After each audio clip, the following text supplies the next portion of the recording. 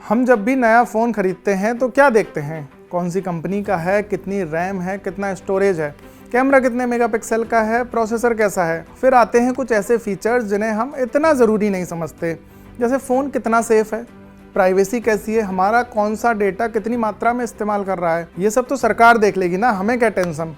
लेकिन असल बात तो यही है कि अगर डेटा आपका है तो टेंशन भी आपकी ही है। सरकार ने एक ऐप बनाई है जो फ़ोन को सुरक्षित रखने के लिए बताई जा रही है, लेकिन इसे अब भारत में मिलने वाले हर फ़ोन के अंदर पहले से इंस्टॉल कर दिया जाएगा। दावे तो ऐसे भी हैं कि इसे डिलीट भी नहीं किया जा सकता और आपके फ़ोन से कई तरह के डेटा को इकट्ठा भी कर सकती है। इस ऐप को लेकर, विपक्ष के विरोध को लेकर और सरकार की सफाई को लेकर सबकी बात करेंगे आज के एपिसोड में। नमस्कार, मेरा नाम दीपेंद्र है और आप देख रहे हैं आज का जिस्ट। भारत सरकार के डिपार्टमेंट ऑफ टेलीकम्युनिकेशन यानी डॉट ने एक बड़ा फैसला लिया है। अब देश में बनने या इंपोर्ट होकर आने वाले हर नए मोबाइल फ़ोन में संचार साथी ऐप पहले से इंस्टॉल मिलेगा। 1 दिसंबर को डॉट ने सभी मोबाइल कंपनियों और इंपोर्टर्स को ये निर्देश भेज दिए हैं।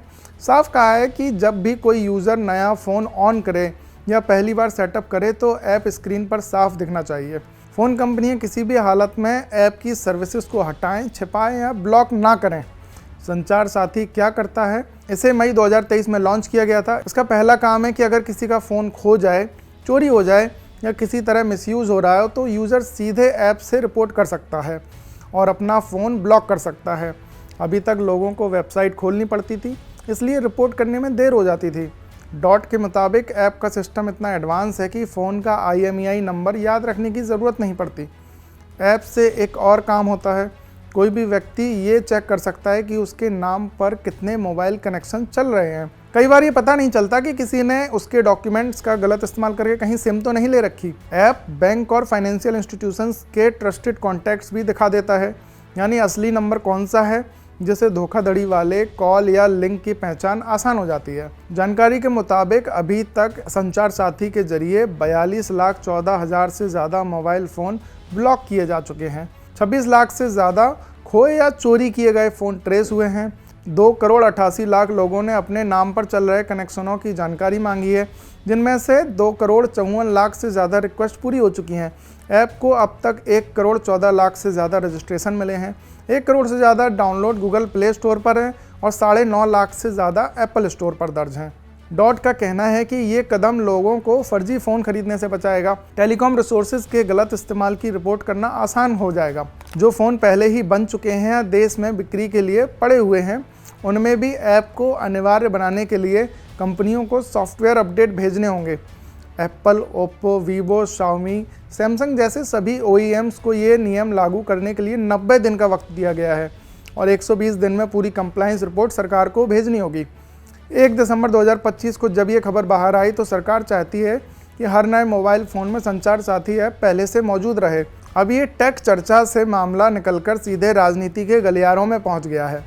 2 दिसंबर 2025 की सुबह आते आते विपक्ष ने साफ शब्दों में कह दिया कि ये कोई साइबर सिक्योरिटी की पहल नहीं बल्कि निगरानी का नया सिस्टम है।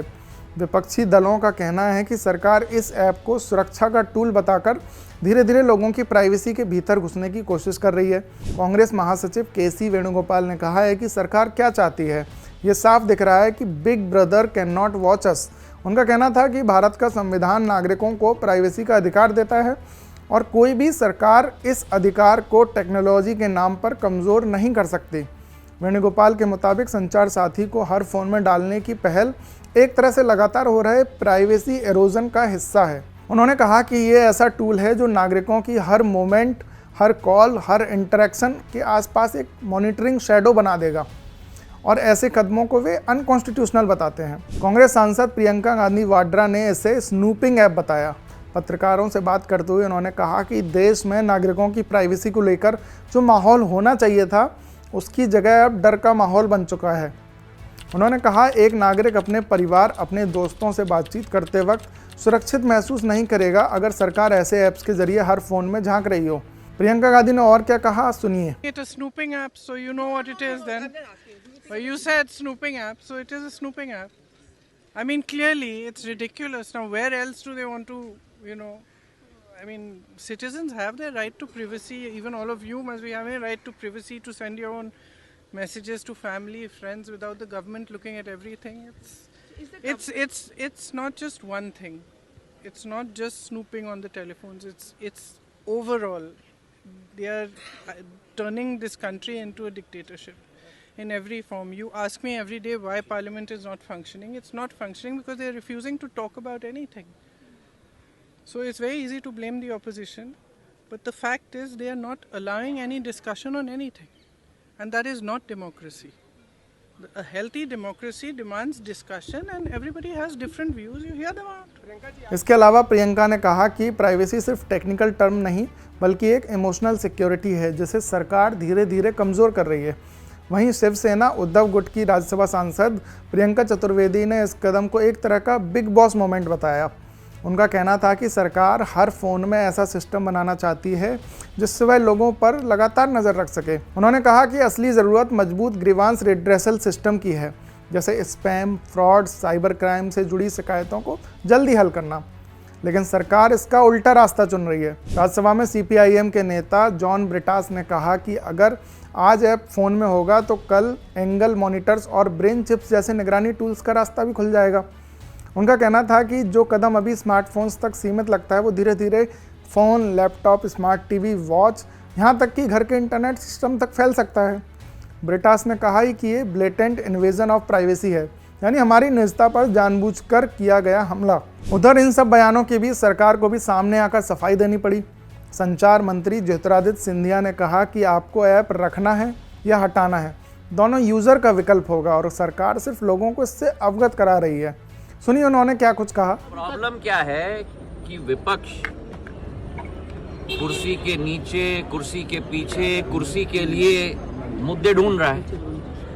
अब सभी भ्रमों को दूर करना सरकार की जिम्मेदारी है और सारे मुद्दे मैंने आपके समक्ष रख दिए कि आज तक पिछले 2 वर्षों में संचार साथी पोर्टल और संचार साथी ऐप के आधार पर कितनी सुविधा जनता को मिली है, कितना पैसा जनता का बचा है। और ये भी आंकड़े आपके सामने रख दूं।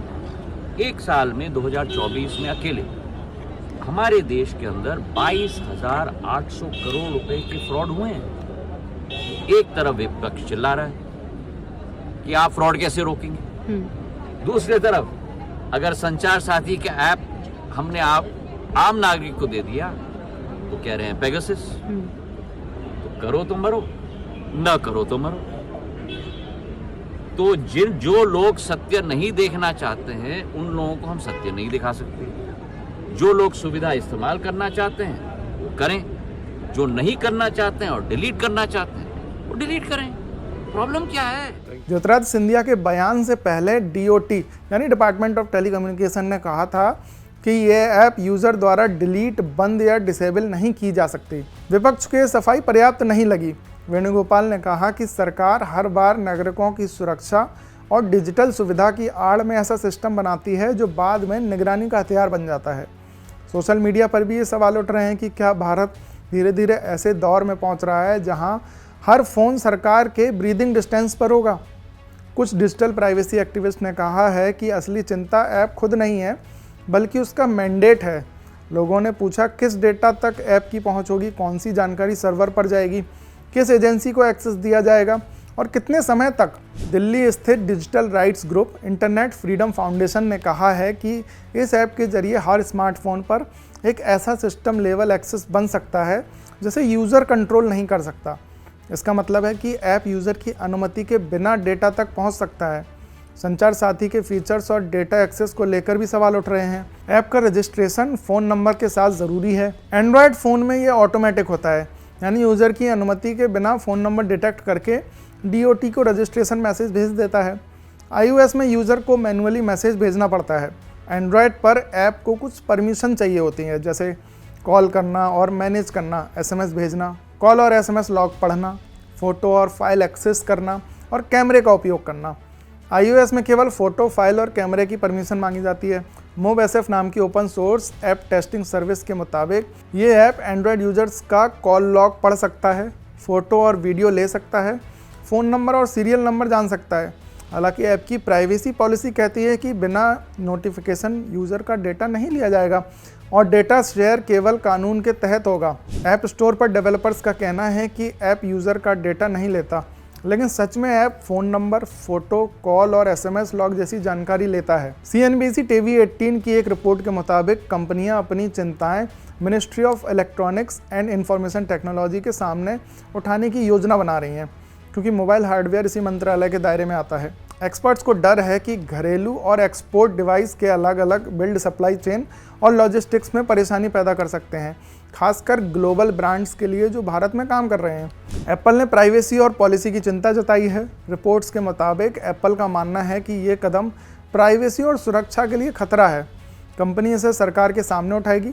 एप्पल ने कहा है कि वह दुनिया भर में अपने डिवाइस पर थर्ड पार्टी या सरकारी ऐप प्री इंस्टॉल नहीं करता है। एप्पल ने पहले भी पॉलिसी आवश्यकताओं का पालन किया है, लेकिन वैकल्पिक तरीके से। उदाहरण के लिए रूस में 2021 में ऑपरेटिंग सिस्टम में सॉफ्टवेयर बंडल करने की बजाय सेटअप के दौरान यूज़र को प्री अप्रूव्ड ऐप इंस्टॉल करने का प्रॉम्प्ट दिखाया गया था। प्राइवेसी को लेकर ये बहस नई नहीं है, लेकिन ये शायद पहली बार होगा कि भारत में कोई सरकारी ऐप आपके फ़ोन में पहले से इंस्टॉल्ड मिले। हालांकि सरकार के मुताबिक आप इसे डिलीट कर सकते हैं। ये ऐप कौन सा डेटा लेगी ये जान लिया हमने, लेकिन कहाँ इस्तेमाल होगा ये अब तक किसी ने साफ नहीं किया है। एक्सपर्ट्स का मानना है कि फ़ोटोज़ और कॉल लॉग जैसी डिटेल्स किसी भी ऐप की तरफ से मांगना थोड़ा अजीब है। फिलहाल आज के वीडियो में इतना ही। आप संचार साथी ऐप के बारे में क्या सोचते हैं हमें कमेंट करके ज़रूर बताएं, और आपको ये एपिसोड कैसा लगा ये भी ज़रूर लिखिए। कैमरे के पीछे हैं संदीप, मैं हूं दीपेंद्र और आप देख रहे थे आज का जिस्ट। शुक्रिया।